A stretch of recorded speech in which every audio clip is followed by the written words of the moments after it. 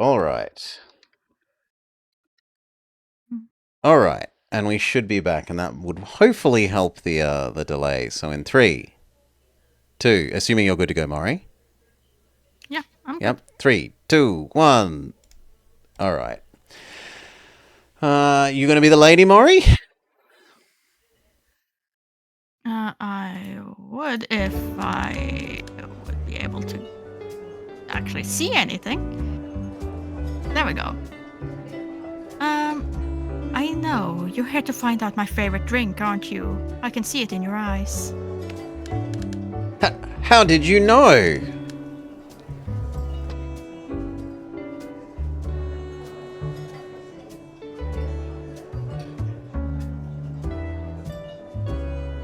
That's my gift, silly. I'm gonna try to refresh again. I must have...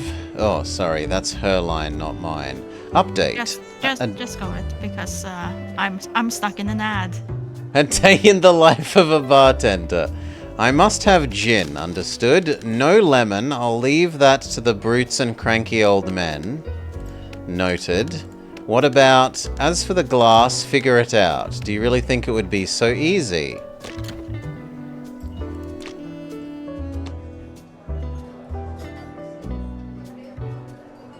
Yeah, that's easy. We can easily figure out the glass from that, so... Refreshing journey. Umbrella. Strange beverage. Why would anyone drink this? A mixture that is extremely uncomfortable to the eyes, and even more considered offensive by some. I can't imagine what it tastes like. I hope it just doesn't make anyone sick. Okay, so do we have enough to make the lady a drink?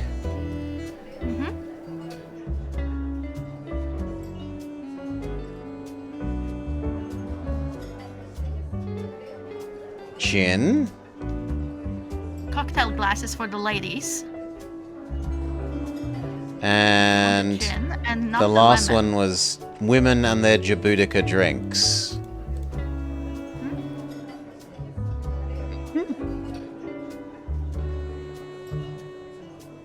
Yeah, she says not lemon, but that doesn't tell us what it is, so I think it's Sabina's women and their Jabutica drinks. Yeah.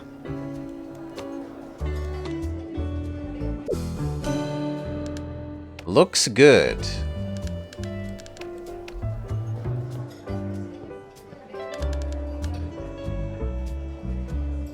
Okay, were we successful?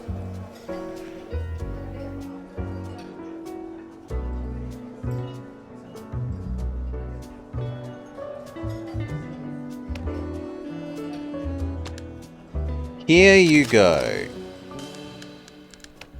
Delicious. Now it's time to enjoy the remarkable Sophia and rejoice the collapse of the inconvenient. I have an idea who they may be. Oh yes, darling, you know. You even know that it's he. Let me enjoy my drink.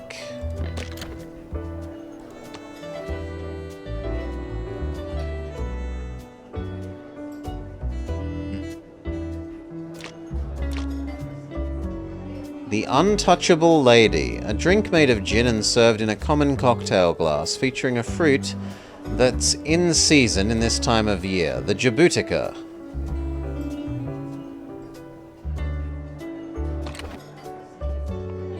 But who is the third person we need to make a drink for? That is for the man who Oh, we're meeting. Maya. So he wanted... Maya wants... Yeah, so we just need to make his drink ready, so we have it ready for when he gets here.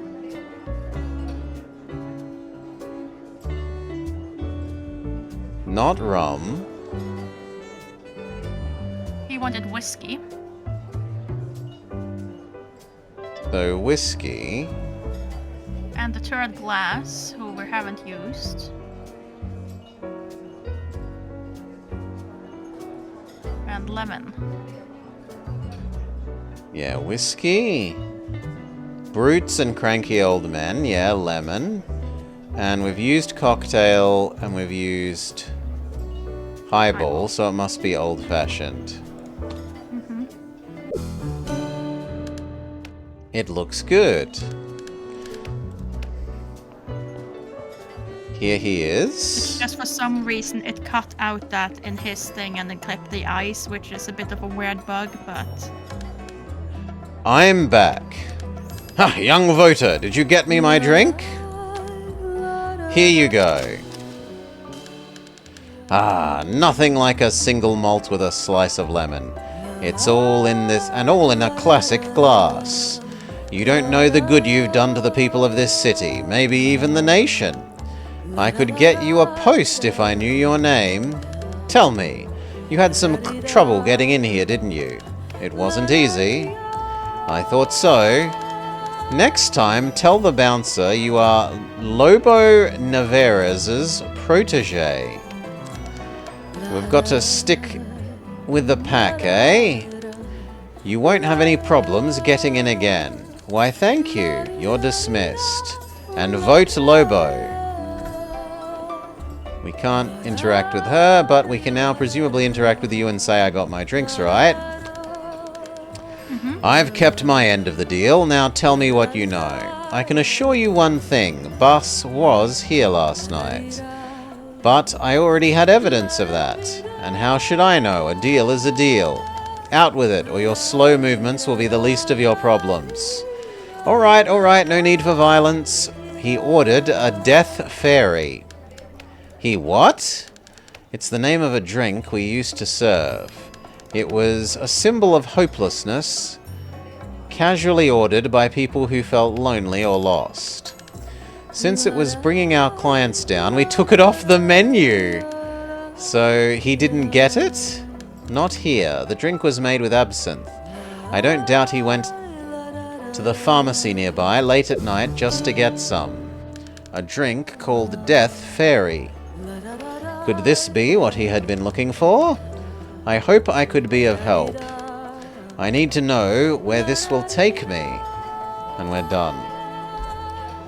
So do we just wait and listen to her thing, or... It's still locked. Can we make it that fairy? As in, head to the apothecary and try and... do something? No, I just meant to make it at the bar.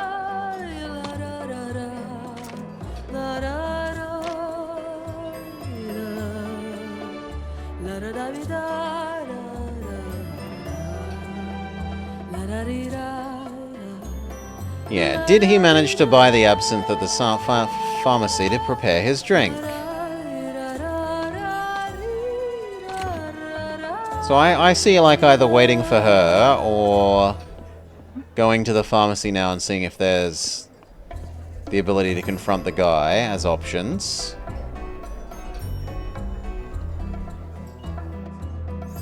I guess we'll do this, because there's no reason that we'd have to confront him at night. Okay, no, nothing happens.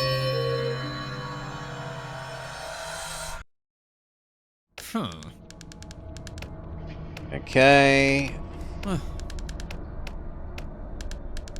We don't have anything new for you.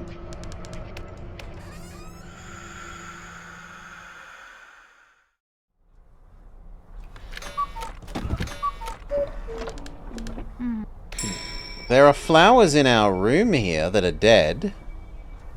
Mm-hmm.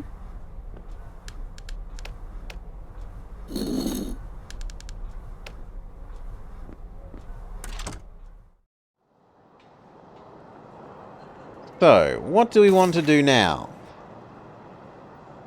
We want to confront the pharmacist. Okay, Eclair can do. Because I also want to make sure that there's no... And then who are we giving it to, or are we keeping it? We're keeping it for now.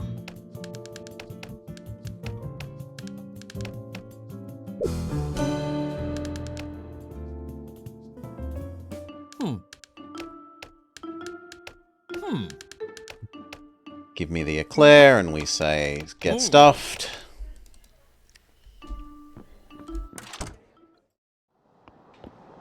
And And then it's confront the pharmacist over the absinthe.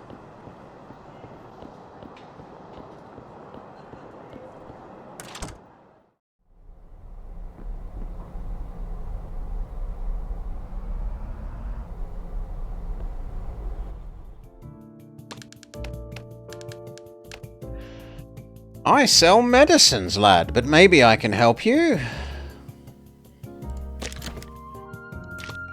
Absinthe. Talk. It came to my attention something that may justify why brass was found near your establishment. Really? Someone told me he was looking for absinthe, the base ingredient for a cocktail known as a death fairy. Why, my boy, for a moment I thought you'd say something that would bring me some kind of worry.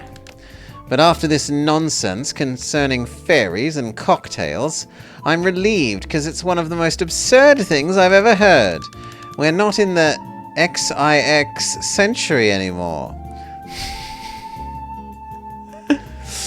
Absinthe hasn't been consumed as a medicine for a while, lad, and I doubt someone like Brass would know about it.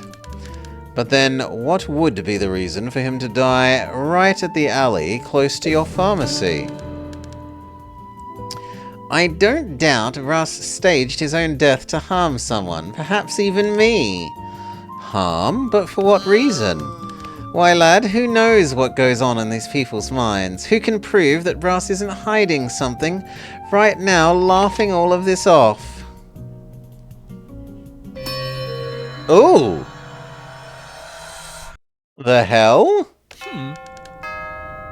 Why did it end our day? You're surprised to have been summoned here so abruptly. I've had enough of these pointless accusations, especially from such narrow-minded people. I see you decided to bother Crispum.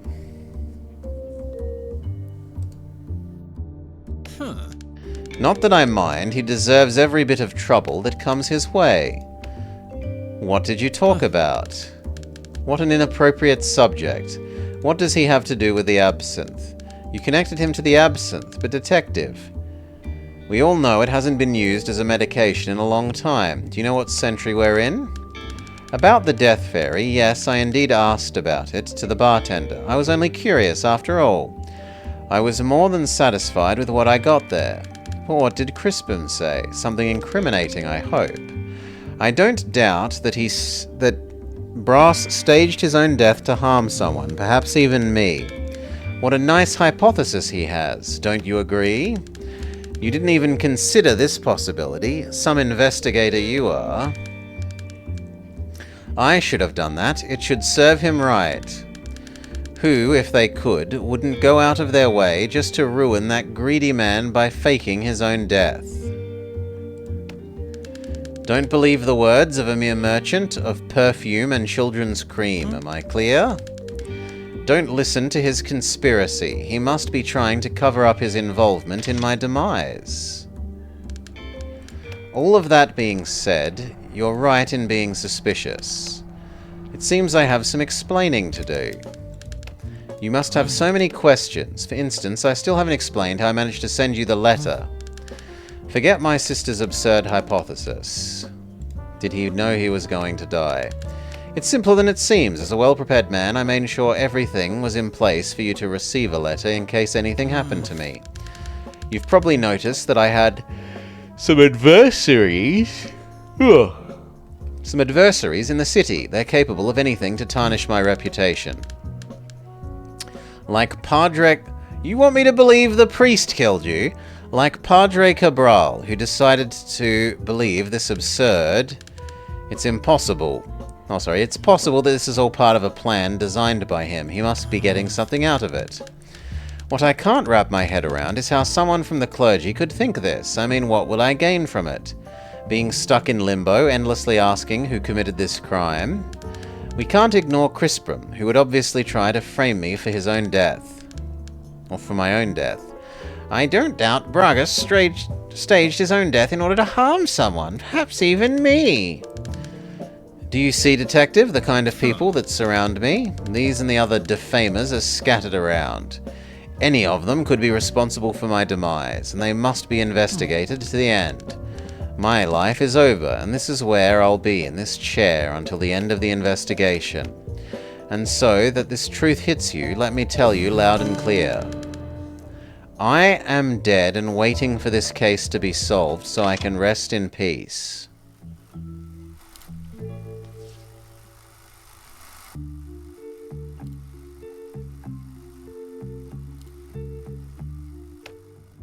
We get a tiny bit of cutscene. I'm sorry if it seems less patient than usual. I wanted to make sure the message would reach its intended recipient. I am dead. Only solving the mystery will bring peace to both you and me. Ooh, the dead one. Achievement unlocked. Get all the statements from the plot of the dead one. Be as it may, I must congratulate you. We're having a conversation like this because you've concluded your first test. You've arrived at the end of this story. There are many more going forwards. Continue your investigation by bringing me more statements. You'll advance and solve more plots. Unraveling the mysteries surrounding the people in my life is the only way to discover who my true assassin was. That being said, the progress you've made by discovering the profiles of Vigilia and Quincus allows you to go to Noble's Park. I believe we will find more answers there. I actually needed a change of scenery. Once again, welcome back. So we had to do this to unlock that. So we basically did the tutorial bit. I'll be here waiting for you. I would prefer to think of it as Chapter 1, Mori, but after all, as you well know, I am dead. Where else would I go? I thought this room was the tutorial, where it teaches you to move, look around, and interact with objects. Time to roll up my sleeves. Good thing I'm wearing an overcoat. I've got more than enough sleeves.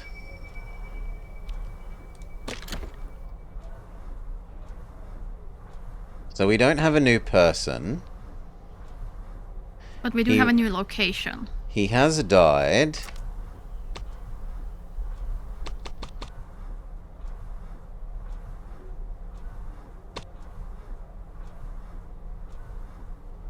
None of that is new. None of that is new. We already had that. 12 a.m. alley. This was Brass's itinerary on the day of his death. Each suspect you confront reveals a part of the itinerary. Find them all. Holy moly! There's so many of them! Mm-hmm. There's 14 of them.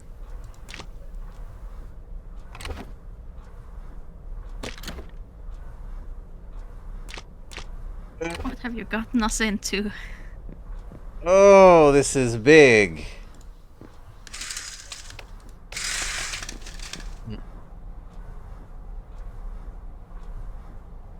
Well, can we find out if we can take the taxi to the other location? That's the only other thing I really want to know at the moment. Mm-hmm. Yes. We can go to Noble's Park.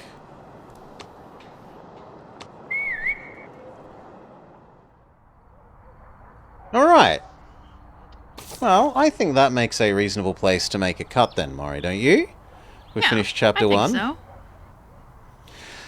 So, what do we think of this so far? I've liked the background music.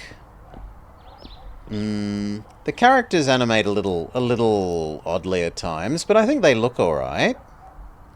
And the world looks pretty good. Occasionally some of the very foreground objects are a bit weird.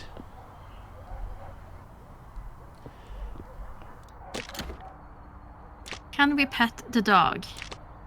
You want to know if we pat the dog before you make a statement? Yes. No, the doggo that appears is very vital to... Hey buddy, what's going on? Come on, let's go inside. We might be able to, but he's going inside. Mm-hmm.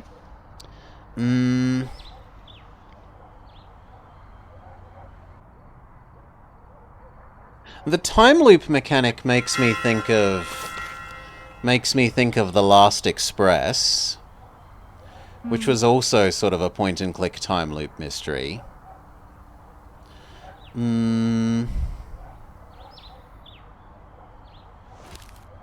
It also makes me think of what was the name of it? I never played it. I just watched other people played it. The Sexy Portal. Was that its name? That sounds like a name that, yeah. Because that was like you had to be at the right location at the right time to overhear people's conversations, if I remember correctly. Yeah. And that's also the same as The Last Express, yeah.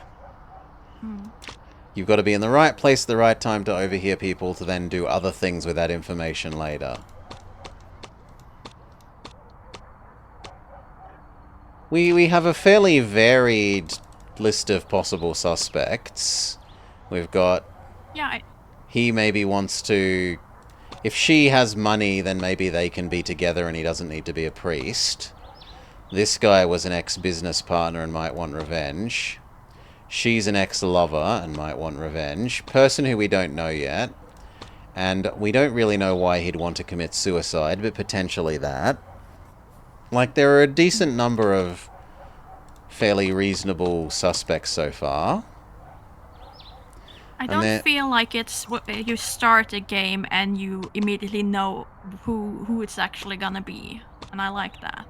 There's no one who sticks out that's the obvious choice. Why isn't everyone arresting him? It's so clearly him. We don't have to be shouting that at screen. I think they've done pretty well with the black and white art style. Like...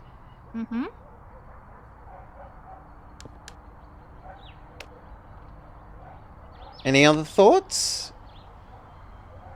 No, there hasn't been any time where we've been absolutely completely stumped. Yeah. And even then, that looks like there's a hint system.